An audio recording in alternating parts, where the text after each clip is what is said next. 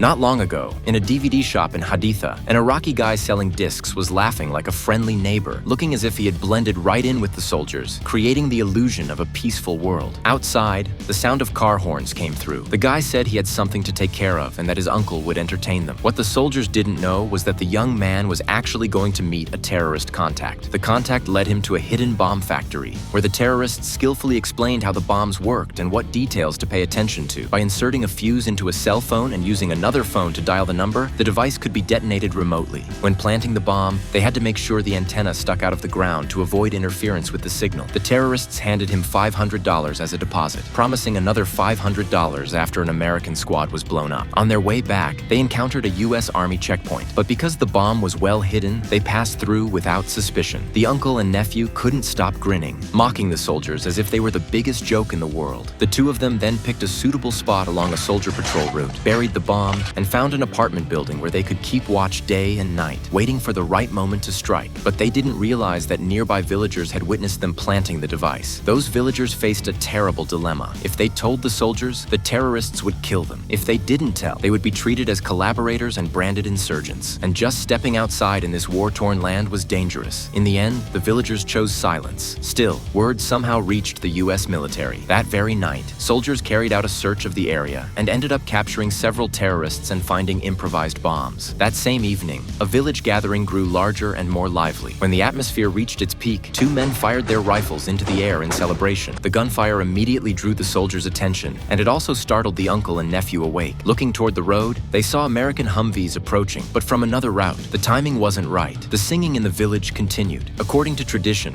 an old man planted an olive tree in the ground to bless a boy's growth into adulthood. After planting, the old man slung his hoe over his shoulder and walked home, only to be spotted by a patrolling drone. The soldiers assumed he must have been the one who planted the bomb.